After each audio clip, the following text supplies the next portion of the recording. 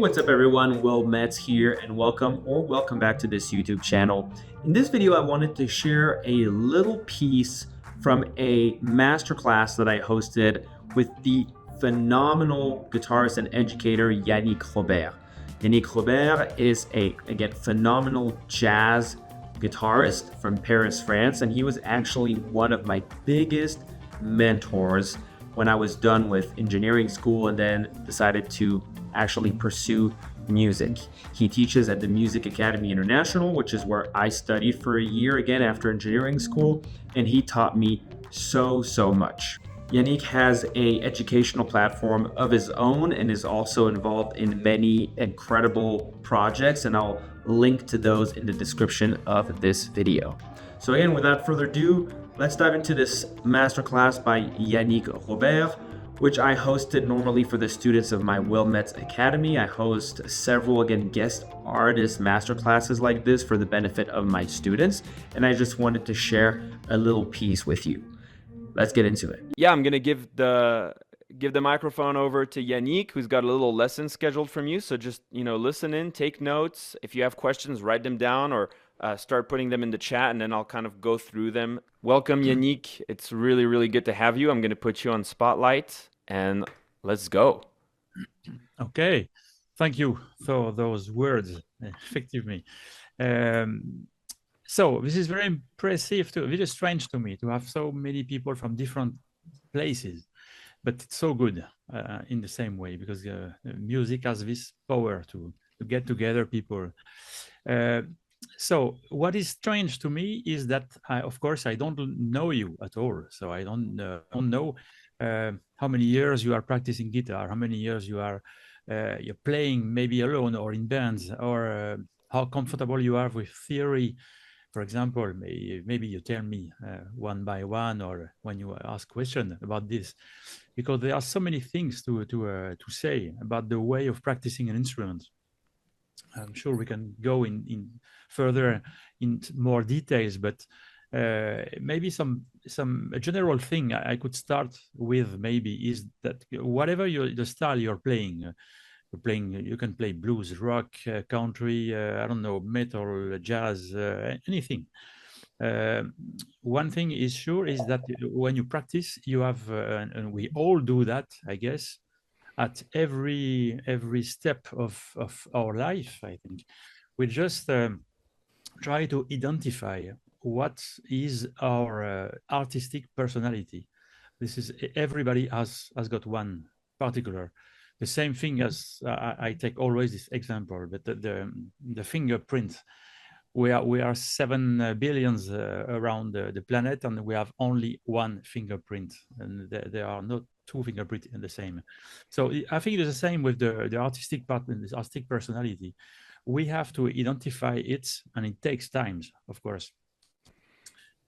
When I say that, I mean that everybody has to go through a common block of knowledge at the beginning. So we have to learn all of that stuff, theory, all the scales, all the modes, all the arpeggios, all the chords, everything, cadences, system, major system, minor, harmonic minor, melodic minor.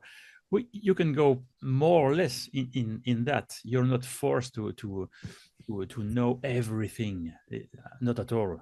A lot of good musicians don't know maybe half of that, but when you start identifying what you look like, how you sound like, musically speaking, now you begin the real work. And when you identifying the thing, I mean, for example, when you start practicing something, practicing a mode or arpeggio or something, as soon as you have the sensation that you like something, you like a sound, you like an interval, a chord, please write it down. Write it down somewhere and think this is a part of your musical art personality. And you don't have to lose it, and you have to be able to play it in any case, any situation. This is I think this is the main general thing I could start with, because it's useless to go into a lot of stuff if you don't know what to do with that. You have to apply every theoretical things at once in tunes you like to play. Otherwise, it's useless. It's like learning a language and learning words and don't know how to do with those words. The same thing. So you have to be practical, pragmatic, if that makes sense. First thing important, really important, is that everybody has to love the sound of what you play. You have to love the sound of what you play. I mean, even if you practice technical things, as soon as you put your finger on the fretboard, you have to do something that you like. You have to do something beautiful. Music should be beautiful anyway, all the time. So even the sound.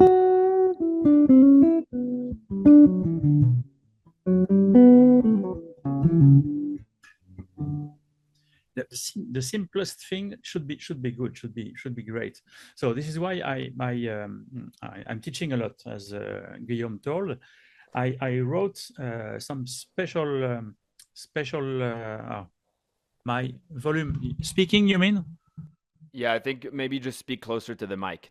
I think that's what Tom was saying. Yeah, but that's okay.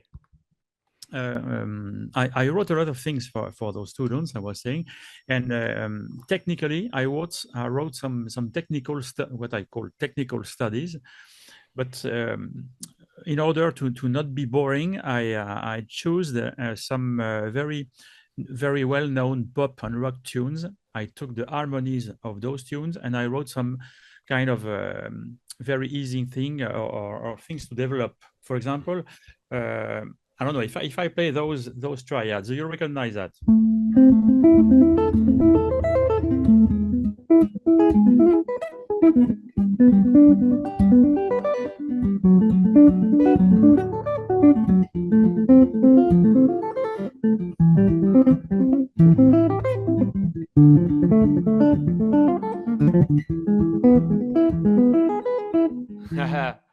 David got it. Hotel California.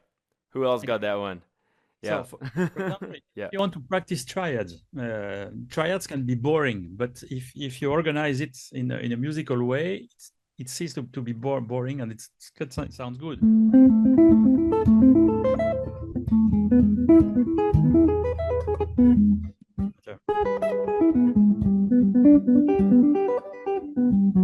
It's a good way to visualize and to get the sound in your ears, so that can be a part of your future vocabulary when you play. So very important things to me.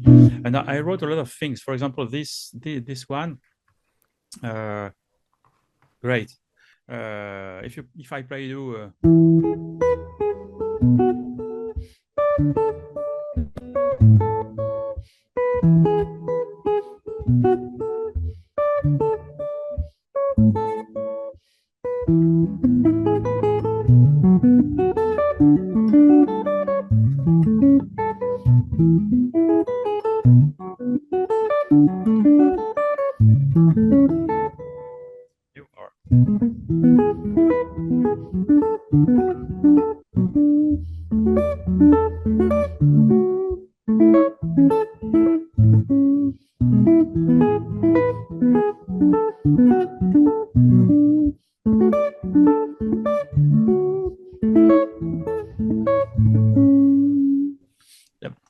I wrote a lot of variations about that progression. I like this progression, so I think it's a good opportunity to write some things and to work and practice something. I think it's a good way. It's to that's what I wanted to show. It's a good way to practice every kind of technique. Yes, the verb. Bittersweet Symphony is the name of the tune, I think. Good way to practice technique in a musical way. Each time I touch my guitar, I try to do music with it. I never practice like a free technique or an unmusical technique, because for me it's not music, it's sport. You can do sport if you want. At one point you will be the best. It's like I see a lot of guitar player, especially the very young guitar player, of course, trying to go very, very fast. So this is not music, of course. This is like anything else, but it's useless, because even the mind doesn't have the time to figure out the sense of all those notes. So it's not useful. much better to focus on intervals you like, or chords you like, on everything. So to go on with the Guillaume's question about how I handled theory, I think I went through the whole common block of things. I first studied all the system, major system, harmonic minor system for all the tunes in minor, and melodic minor system to go a little further in jazz and improvisation. And after that, normally you have a solid background of all the sounds, the way all the sounds are organized in music. It doesn't mean that if you don't know that, you won't be able to play. There are a lot of people playing. Here in France, we have a lot of Zigan, Manouche, Gypsies. Yeah. Gypsies, guitar player. And they play, they don't know one word, one name of one chord that they play. I know Birelli Lagraine, for example. Mm-hmm. I know him, doesn't know what he plays. He doesn't care. And we don't, because he plays so good that even if he doesn't know, it's no problem. A lot of people playing blues. I'm sure there are a lot of old bluesman, American blues player, that they don't know either what they play, but they got the sound so real in the ear, in the mind, that they can play. Of course, if you don't, the interest of practicing all the theories it's to go a little further, a little deeper into the music, because I think everybody has how do you say, a kind of ceiling here. Everybody knows thing. It depends on what you play since years, what you heard, what kind of music you're hearing, the concert you're going to. So everybody has a lot of things, a lot of information in mind. But it's really when you play, you can see that you will be comfortable with some tunes, and some other tunes, some other chord progressions. Maybe you just will be unable to play it because you don't understand the meaning of those chords, of those progressions.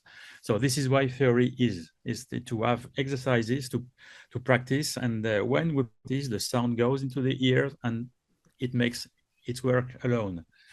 And the more we practice, of course, the more the mind gets open and get understanding all kind of music. But anyway, from the top, from the beginning, you have to like what you play, and to even if you have the sensation that you play simple things, try to play it the most beautiful way you can, with the most beautiful sound. This is very important because it can open all the rest, I think. One of the things that you did a lot when I was listening to you practice, and I think, and that's what I like to teach my students, is you would work a lot with like a drone note, like a droning open E or something, and then like start exploring different colors and intervals and things like that. So like you were saying, because that's true, like you're one of the guitarists, some would be like, you gotta practice your technique. And I think there is value in that too, with like, sometimes taking a metronome and making sure you have a scale under your fingers. But then of course there is a point where you want to put it into a musical context. And that's when I really learned the value of like drone notes, because even practicing a scale with a drone note, just that one little thing, all of a sudden you're making music. You're not just practicing to a metronome, because you're hearing the notes of the scale versus that note. And so you're in a context, you're in a musical context.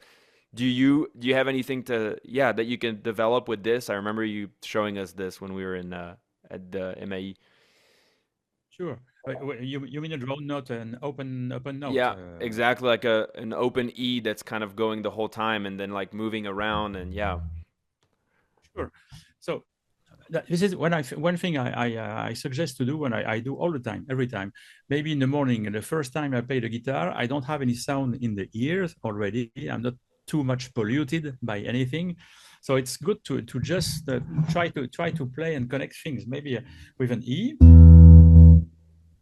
Of course, you have choice between major, minor, 7, dominant, and diminish, whatever.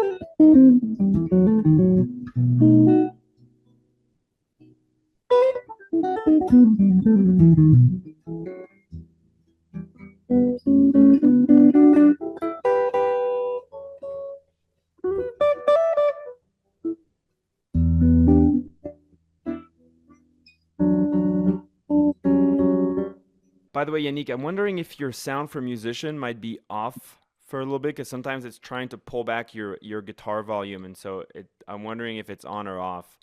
So, right. It, yeah, Okay. but we could still hear it. But oh yeah, Better. that's much better, much better. So maybe a thing interesting to do also is just trying to work with the chords. It's something I call the neighborhood chords. Neighborhood chords is all the chords you can build in the main zones when you know a main chord. For example, this chord, this E minor chord. I think first the theory, of course, chord, minor chord. You have to get those four sounds for roots, third, minor third, fifth, and minor seven. This is the theory. It's good because this is the main essence of this chord. But once you get that, especially in a modal concept where I was playing just with E resonating like that, you can do almost whatever you want with this chord. If you want to change some notes of the chord, you're going to replace by some other notes of the scale, of the same scale, the mode. Let's say we are in E minor Dorian, for example.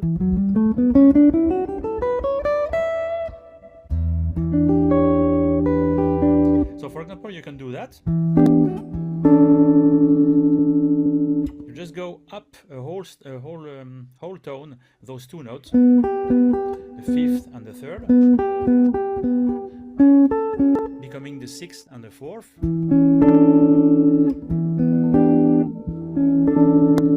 Okay, you can do this one.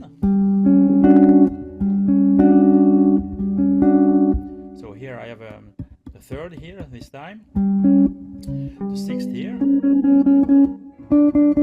the seventh, and the ninth.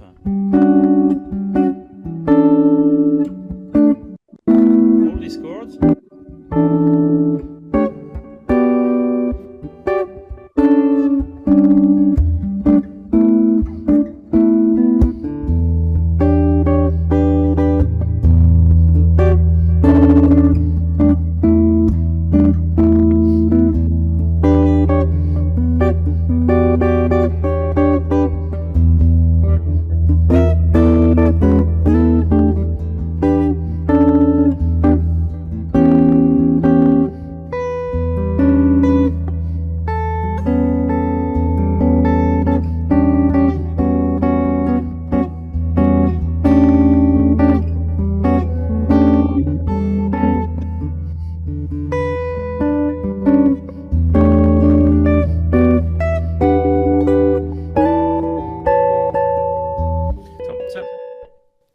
You can build a whole system with that. I wrote a lot of things on these topics because you can expand really if you like this kind of atmosphere. Of course, it doesn't go in every tune, in every style either. But I think it's good to investigate all the time.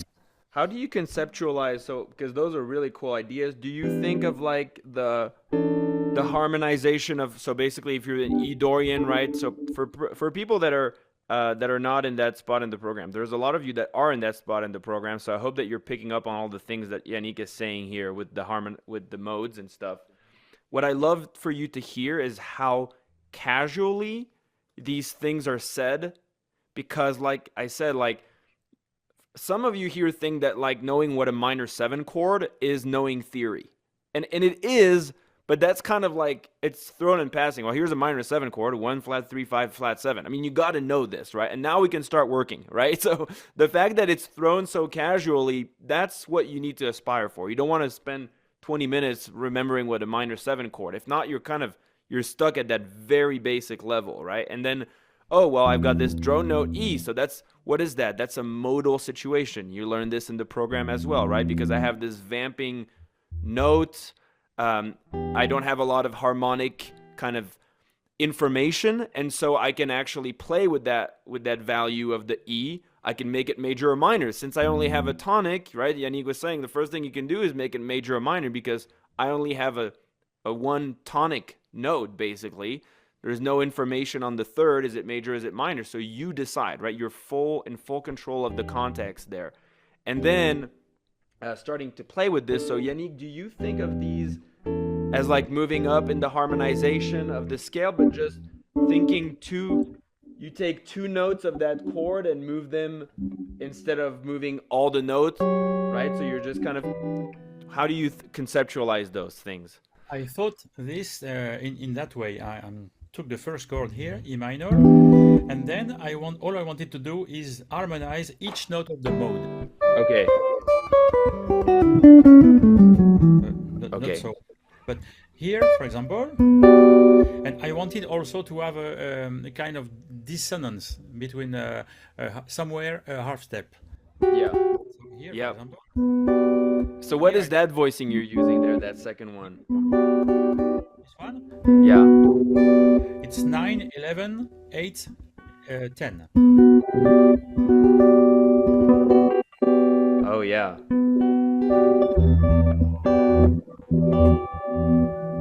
Okay. E minor. Beautiful voicing.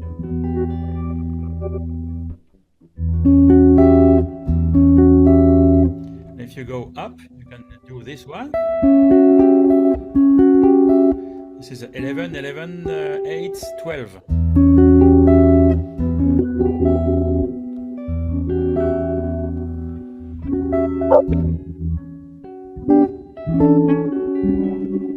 Oh yeah, so and you're thinking of it as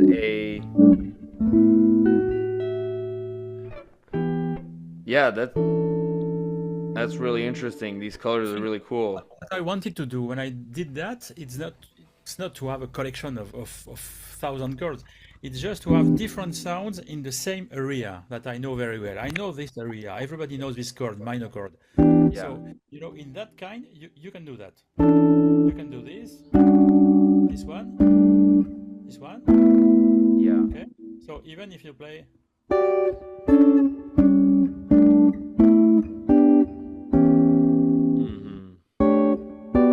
Same zone. After we can move on a different zone, but it's good to know that in one particular spot you have all those chords that you can play. It fits in the E minor perfectly. I mean, the idea is not to be stuck in one position, because guitar player all the time learn. Okay, we play this chord here. Maybe another position with the root on the E string here. Okay, E minors, and everybody knows the minor 9th, minor 11th, minor 13th. So here, right, same thing. But one good thing to learn is those little sequence of intervals that I was thinking. Yeah. It can help a lot when you play. And then do you think of them as, so when you're studying, because conceptually, do you still think of them with E as the reference, or do you kind of have, because like these chord shapes, like this one here that you were giving us, what is it? if you think of it with a bass of B, it's a different, right? It's a different chord when you do it, when you think of it with B. Exactly. And so it works perfectly. I don't know if I think I told you years ago, we spoke about that, but what I did a lot is I developed a lot of things, but in harmony and in improvisation as well, in the Dorian configuration. And once you get all this new vocabulary, new chords, new melodic ideas, new triads, progressions to play, to improvise, all that makes a whole system, Dorian system, what I call my Dorian system, and everybody can get his own Dorian systems, of course. Yeah. When you get this, you can apply it, of course, to every Dorian chord, but also to every other chords. You know that all the Dorian stuff can be played on Mixolydian, on the 5th degree, dominant 7 chord, Yes. for example. You can play it on the Lydian perfectly. Yeah. You can play it in the Locrian situation also. Almost everywhere it can go. Yeah. So it's really cool stuff to learn and to practice them. I think I gave you some models, some sheets, music Yeah. sheet. I'll put them back in the chat if you want to tell me which one you want to refer to. Right. This is the model sequence. Okay. There is page 9 and page 14. Should I put both in there? Right.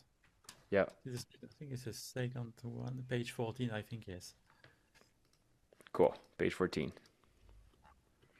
But I did it in no, it's not E minor, it's D minor, but it's the same thing.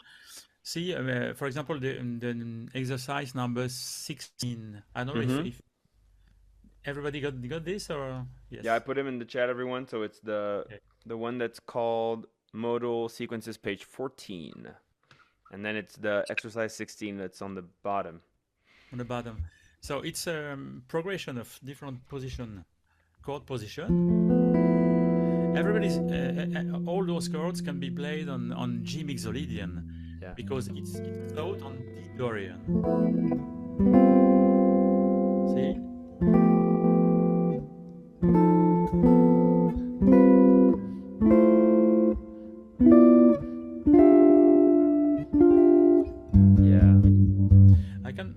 I can play. I've got some G7 somewhere here. I just play the chords.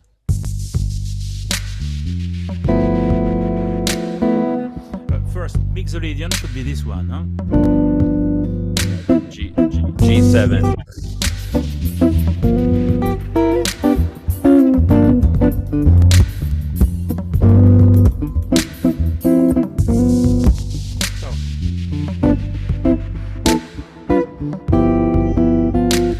If we want to change a little bit the sound of the Mixolydian, that can be very always the same thing, we can open it with thinking some minor things, some Dorian system. This one.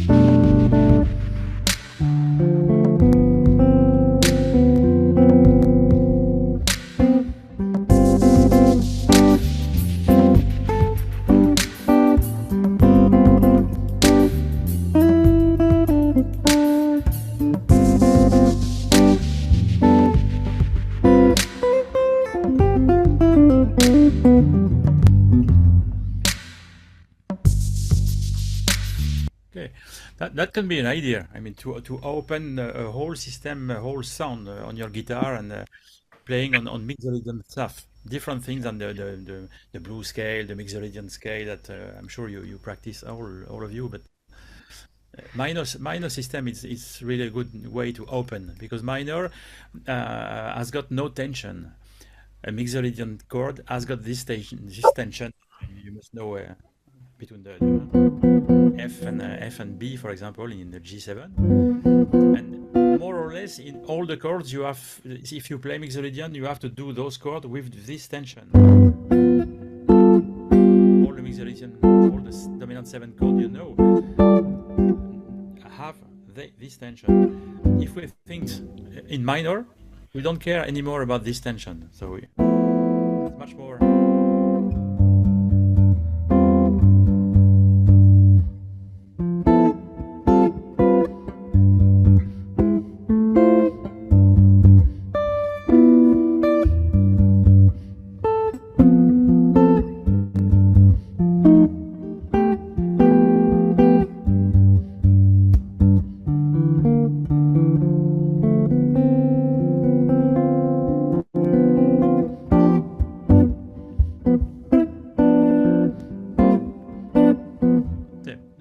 Things to do with that.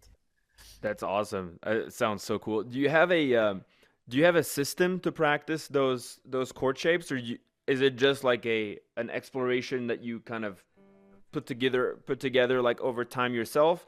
I mean, I see there's an exercise here, but what's the system of moving through these chord shapes? Is it like, so if you started in like like you're saying your G7 or G13, how do you move up from that shape to kind of create this system of new chords? I think the good thing could be to first to learn all those positions, just to go through and see what you like and why what you don't like, maybe. Yeah. And after this, first to identify and to localize on the fretboard everything, and after maybe you should do some small sequences with that. Yeah. For example, I was doing that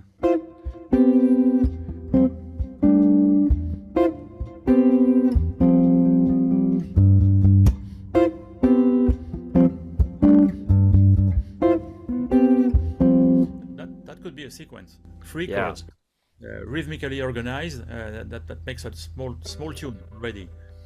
Yeah.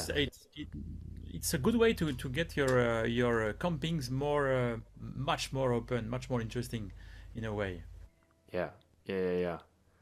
That's like when you enter the world of infinite possibilities, because like if you have G as your bass note, you say Mixolydian, you have these notes, you can, I mean, this one, like I was listening to this one here.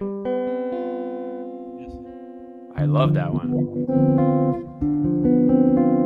Yeah. Put the bass. D minor, 6, 7, and yes, 7. Yeah, which makes sense, because if you're in G Mixolydian, it's kind of like a D minor 6, right? So you can, yeah, that's really cool.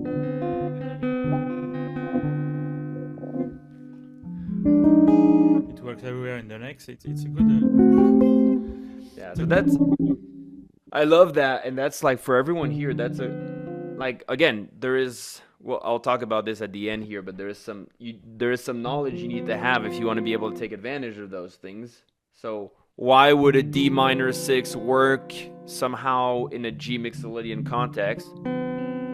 Well, it's because the notes are very similar, right? So, and now once you've identified that, oh, I got access to D minor 6s, do I know any shapes of D minor 6s on my fretboard that have this kind of open sound like this?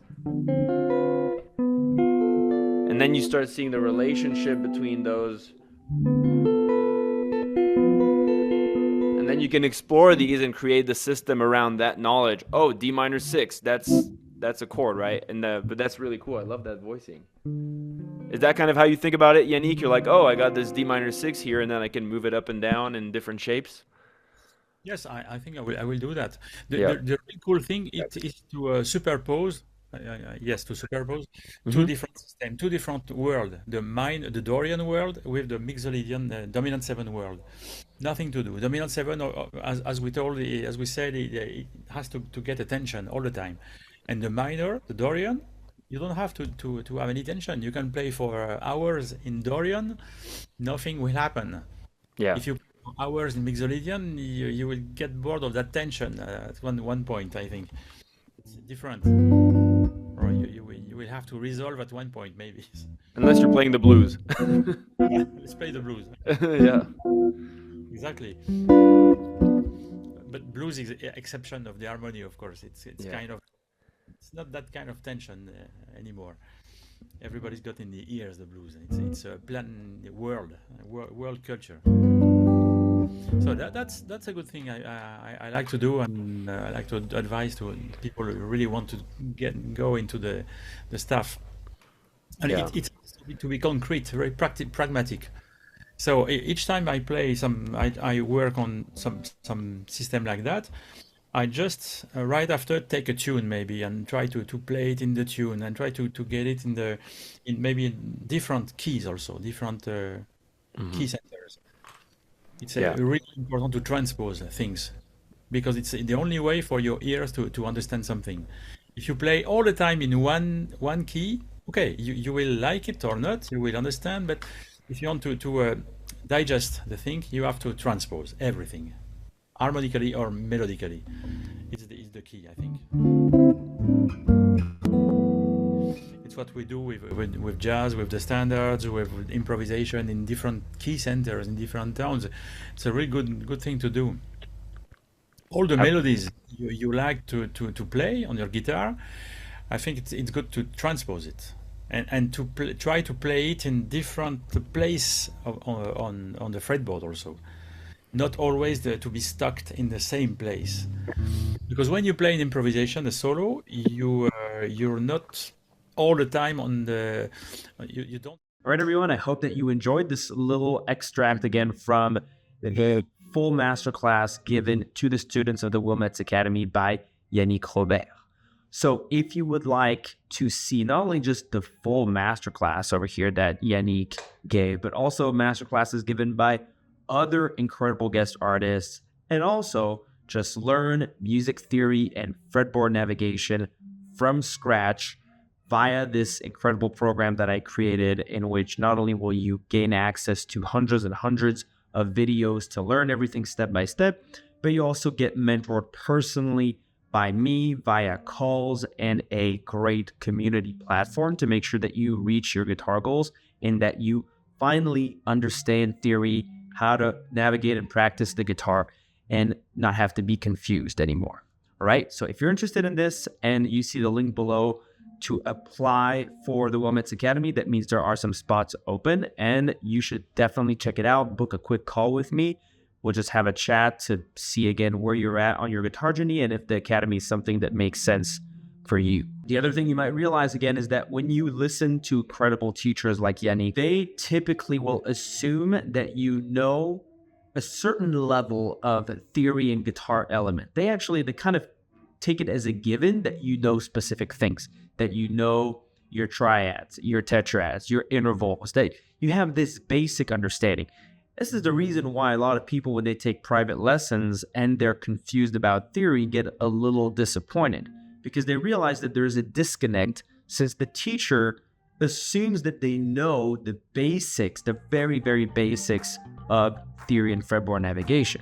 Even when you come to the teacher and say, hey, I want to learn theory, they think like more advanced theory, not just the really, really basics. So those foundations are super important. You need to learn them. And this is where we start in the Academy. If you learn the foundations of theory and fretboard navigation, then you unlock access to understanding lessons from incredible musicians like Yannick Robert. And again, you'll be able to extract all the value from what they say because you have that basic understanding, and then you'll be able to apply it to your playing. So I guess what I'm saying here to sum it up is if you want to really benefit from lessons from a variety of teachers, especially the more advanced teachers that you really admire, you're going to have to educate yourself with a foundational level of theory and fretboard navigation.